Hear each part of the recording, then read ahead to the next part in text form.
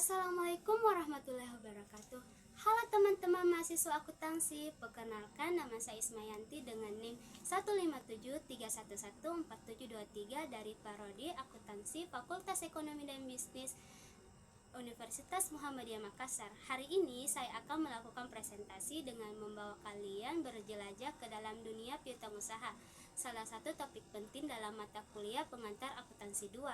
Sebagai calon akuntan masa depan, pemahaman yang mendalam mengenai piutang usaha adalah suatu keharusan. Bagaimana tidak, piutang usaha merupakan komponen aset lancar yang sangat krusial bagi kesehatan keuangan dan arus kas perusahaan. Mengelolanya dengan benar dapat mendorong pertumbuhan bisnis, sementara kelalaian dalam pengelolaannya bisa berakibat fatal. Dalam video ini, saya akan melakukan presentasi agar kita semua dapat memahami konsep dasar piutang secara komprehensif, mulai dari definisi, klasifikasi, siklus, hingga strategi pengelolaannya yang efektif. Kita akan bersama-sama belajar tentang bagaimana mencatat, menganalisis, dan mengendalikan piutang agar dapat mendukung kinerja keuangan perusahaan. Jadi, pastikan kalian menyimak video ini dengan seksama ya, karena materi yang saya sampaikan sangatlah penting dan sangat berguna untuk bekal praktik kerja di masa depan. Yuk simak penjelasannya.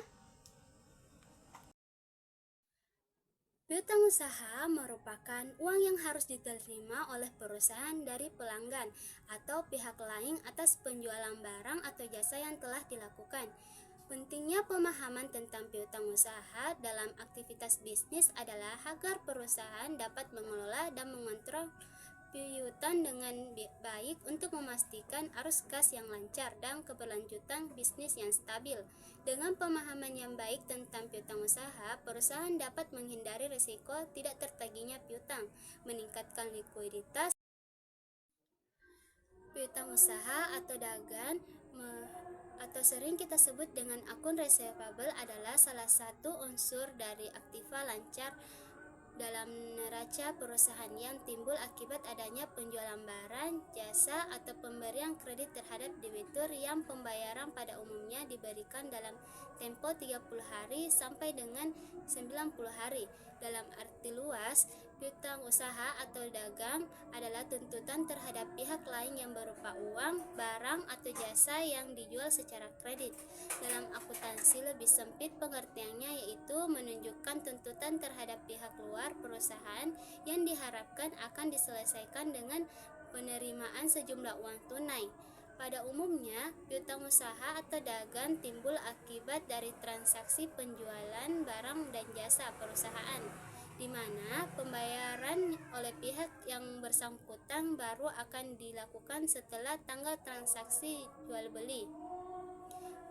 Mengingat hal ini merupakan harta perusahaan yang sangat penting, maka harus dilakukan prosedur yang wajar dan cara-cara yang memuaskan dengan para debitur, sehingga perlu disusun suatu prosedur yang baik demi kemajuan perusahaan.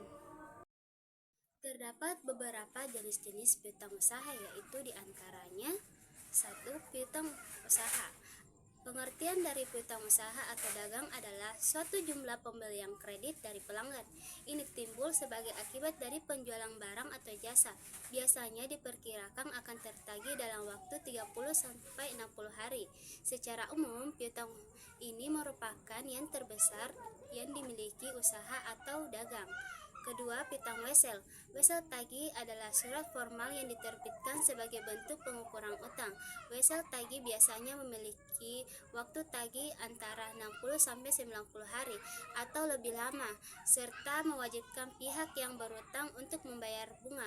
Wesel tagih dan akun receivable usaha yang disebabkan karena terjadinya transaksi penjualan biasanya disebut dengan piutang dagang atau trade account. Ketiga, piutang lain-lain yang timbul dari penjualan barang atau jasa. Piutang lainnya mencakup jumlah uang yang harus diterima oleh suatu entitas dan tidak termasuk dalam kategori piutang dagang atau wesel.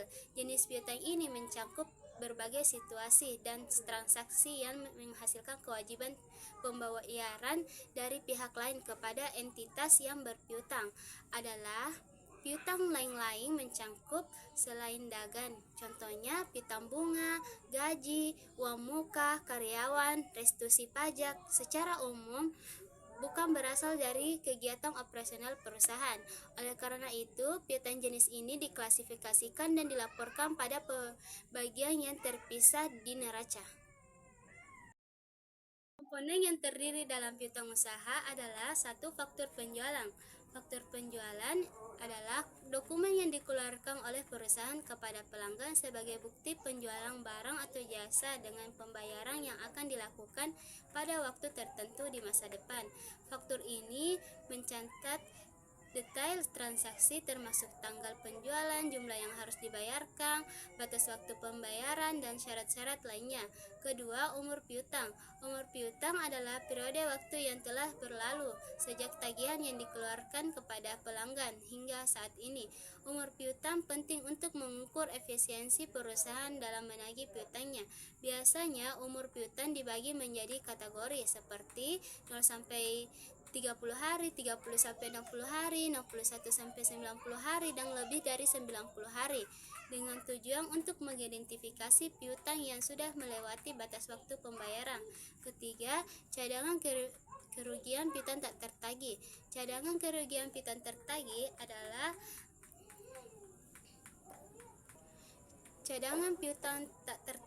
adalah jumlah uang yang dialokasikan perusahaan sebagai antisipasi terjadinya piutang yang tidak dapat tertagih. Cadangan ini dibentuk berdasarkan estimasi kerugian potensial akibat piutang yang macet atau tidak dapat dipulihkan. Tujuannya adalah untuk mengurangi dampak kerugian potensial terhadap keuangan perusahaan.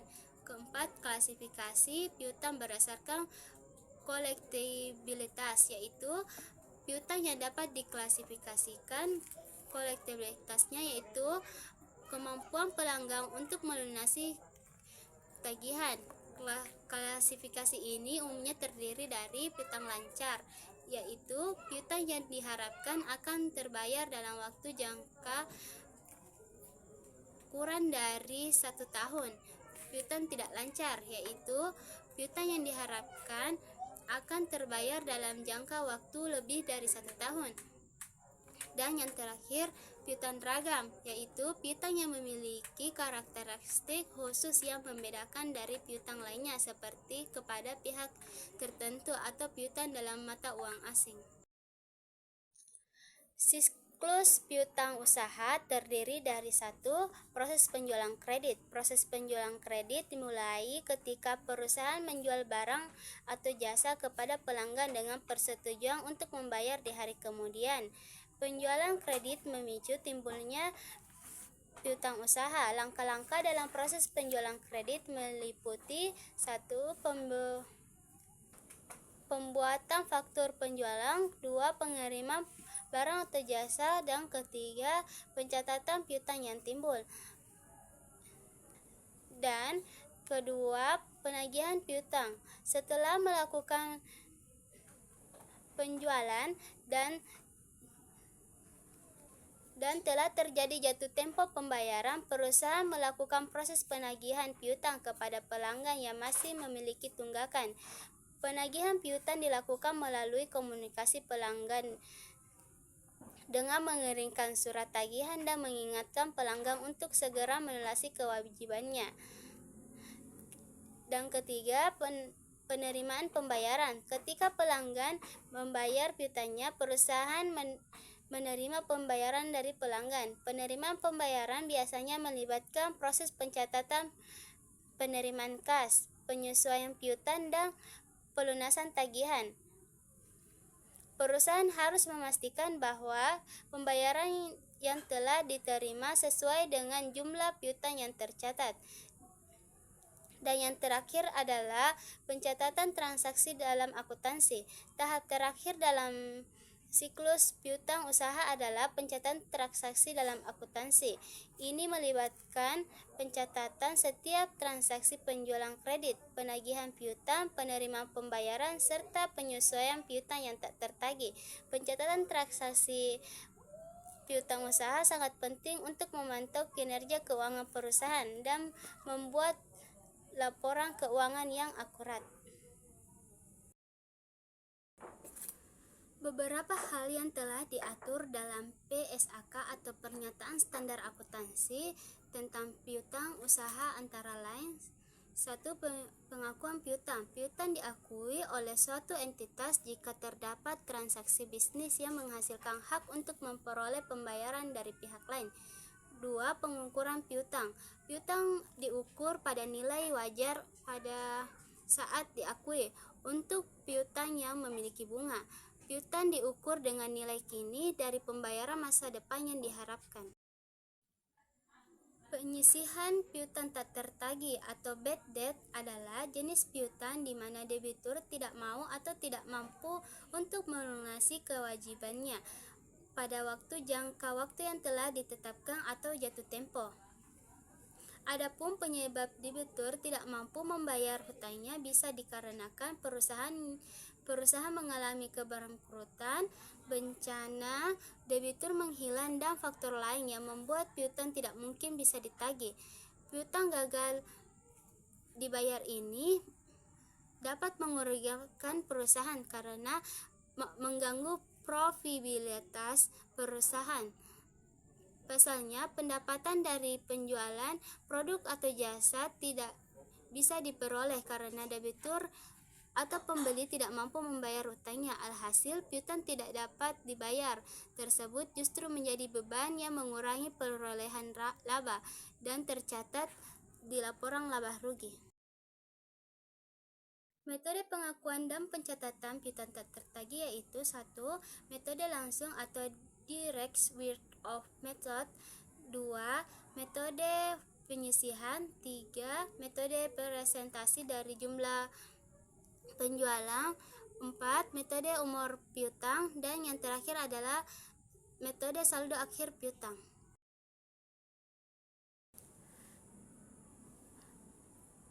Penyisihan piutang tak tertagih sangat penting dilakukan karena 1. Mengurangi risiko kerugian. Penyisihan piutang tak tertagih sangat membantu mengurangi risiko kerugian bagi perusahaan karena mengantisipasi piutang yang tidak dapat tertagih. 2. Memperbaiki kualitas laporan keuangan. Dengan melakukan penyisihan, perusahaan dapat mencerminkan keadaan yang lebih akurat tentang nilai keuangan pada piutang yang sebenarnya. 3. Meningkatkan kredibilitas perusahaan.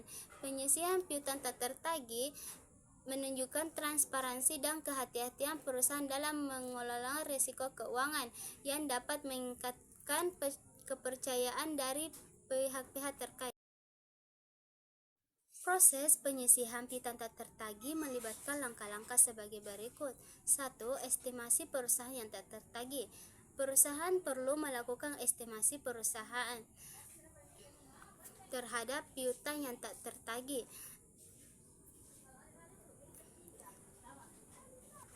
berdasarkan analisis historis, kondisi ekonomi, dan kondisi pelanggan. Estimasi ini harus realistis dan didukung oleh data yang valid.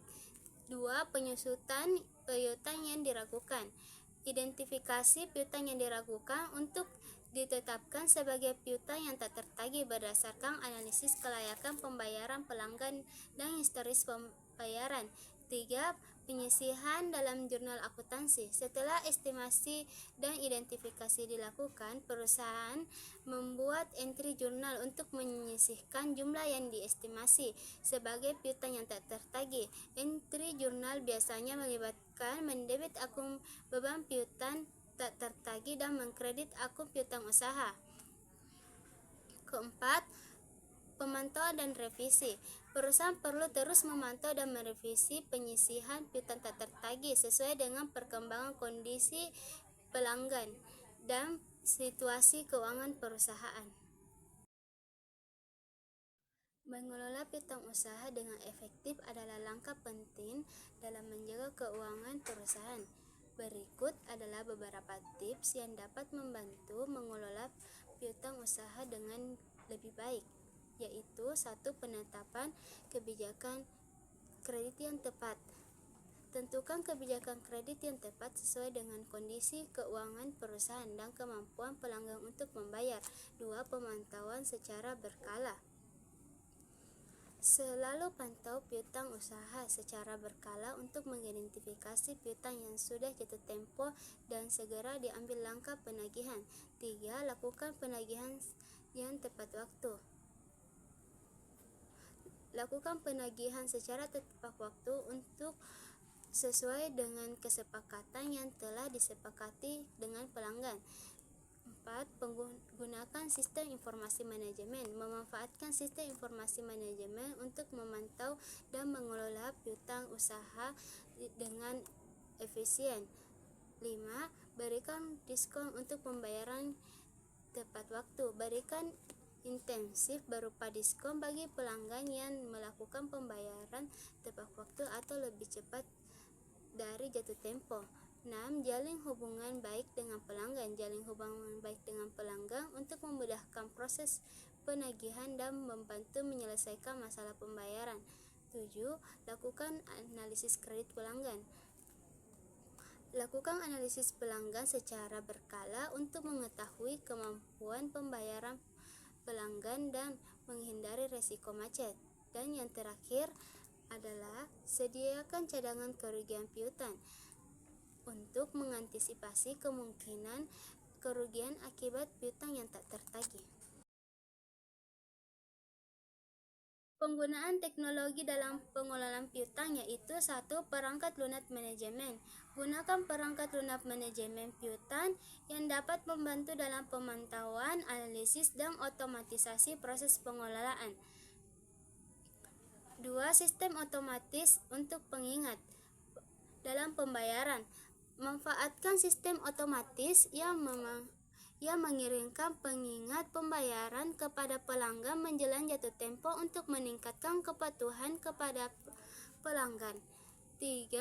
Analisis data piutang. Gunakan teknologi analitik untuk menganalisis data piutang secara mendalam dan mengidentifikasi pola pembayaran, tren, serta risiko potensial.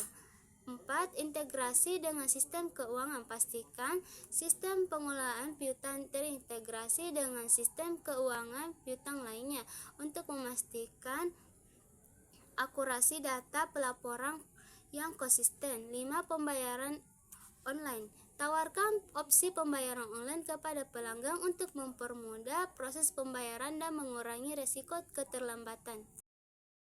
Pengelolaan piutang yang efektif merupakan aspek krusial dalam menjaga kestabilan keuangan perusahaan. Berikut adalah manfaat dari pengelolaan piutang efektif. 1. Arus kas yang sehat. Pengelolaan piutang yang efektif membantu perusahaan memastikan arus kas yang sehat bagi perusahaan. Dengan menagih piutang yang tepat waktu dan efisien, perusahaan dapat mempercepat pencairan dana yang dibutuhkan untuk operasional sehari-hari, investasi, dan pengembangan bisnis. Arus kas yang stabil dan yang memungkinkan perusahaan untuk menghindari masalah likuiditas dan memastikan kelancaran kegiatan bisnis. 2. Resiko kredit yang rendah. Dengan mengelola piutang yang baik, perusahaan dapat mengurangi resiko kredit yang timbul. Dengan melakukan penilaian yang cermat terhadap pelanggan sebelum memberikan kredit, memantau piutang secara berkala, dan mengambil tindakan proaktif terhadap piutang yang macet, perusahaan dapat meminimalkan risiko yang tidak tertagih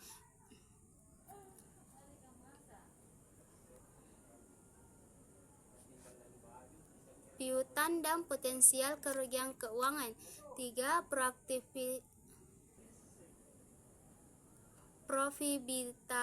Profitabilitas yang optimal. Pengelolaan keuangan yang efektif berdampak langsung pada profitabilitas perusahaan. Dengan mengelola piutang dengan baik, perusahaan dapat meningkatkan efisiensi operasional, mengoptimalkan penerimaan kas dan mengurangi biaya penagihan.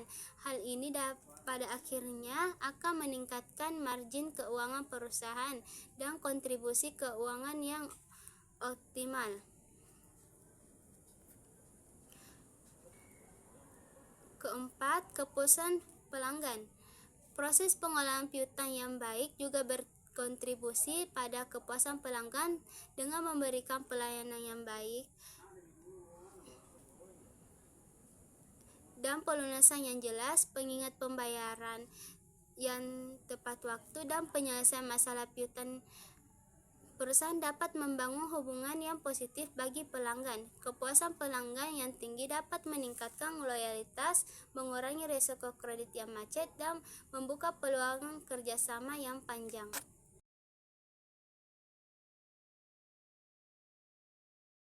Untuk pemahaman yang mendalam mengenai materi piutang usaha, mari kita bahas pada studi kasus berikut. 1. PT Vale menjual produk senilai 10 juta kepada Andi pada tanggal 1 Juli 2022 secara kredit. Karena dikatakan PT Vale melakukan penjualan maka secara kredit, maka akan timbul piutang. Jurnalnya yaitu, pertama-tama kita masukkan dulu tanggalnya, yaitu tanggal 1 Juli 2022.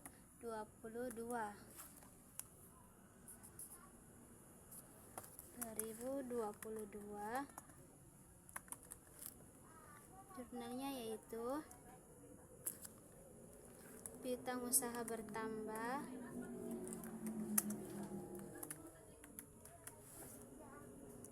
pada persediaan dagang kita berkurang karena barang kita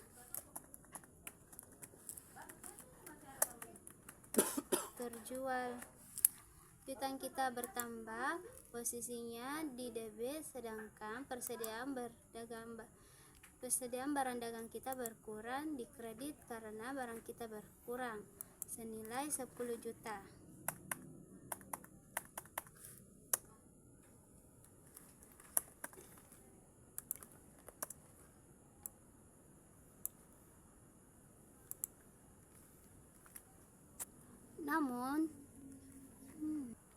Namun setelah beberapa upaya penagihan, pada tanggal 31 Desember 2022, PT Vale menyadari bahwa Andi tidak dapat membayar piutang tersebut.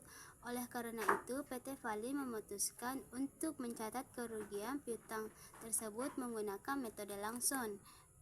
Maka pencatatannya yaitu, pertama kita memasukkan dulu tanggalnya terlebih dahulu, 31 Desember 2022. Jurnalnya itu beban kerugian piutang tak tertagih pada piutang usaha. Jurnal tersebut timbul akibat adanya piutang yang tak tertagih, maka piutang usaha berada dalam posisi kredit karena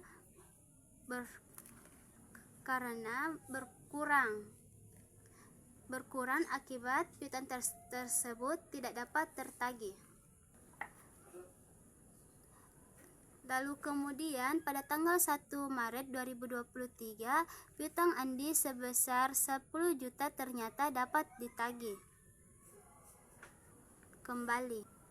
Pertama, langkah yang kita ambil yaitu pada kasus tersebut yaitu kita memunculkan terlebih dahulu piutangnya kembali. Karena kita sudah menghilangkan pada tanggal 31, maka pada tanggal 1 Maret kita akan memunculkan piutang tersebut dengan jurnalnya yaitu piutang usaha pada beban kerugian piutang tak tertagih.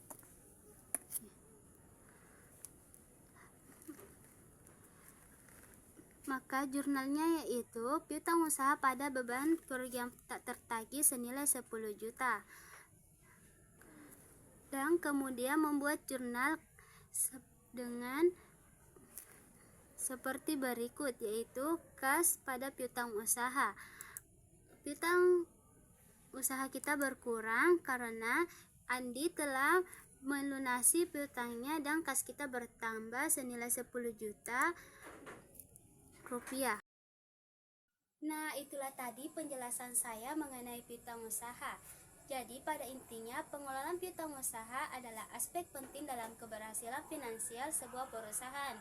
Dengan memahami konsep piutang usaha, jenis-jenis serta strategi pengelolaannya, perusahaan dapat mengoptimalkan arus kas, mengurangi risiko kerugian, dan meningkatkan profitabilitas. Pentingnya memiliki kebijakan kredit yang tepat, melakukan penagihan secara proaktif, dan menggunakan teknologi dalam manajemen piutang tidak hanya meningkatkan efisiensi operasional, tetapi juga memperkuat hubungan dengan pelanggan. Dengan demikian, pengelolaan piutang yang efektif bagi perusahaan bukan hanya untuk tentang meminimalkan risiko keuangan, tetapi juga membangun fondasi yang kuat untuk pertumbuhan jangka panjang dan keberlanjutan bisnis. Demikianlah penjelasan yang bisa saya sampaikan. Semoga bisa bermanfaat bagi kita semua. Billahi fisabil haq, fastabiqul khairat. Assalamualaikum warahmatullahi wabarakatuh. Waalaikumsalam.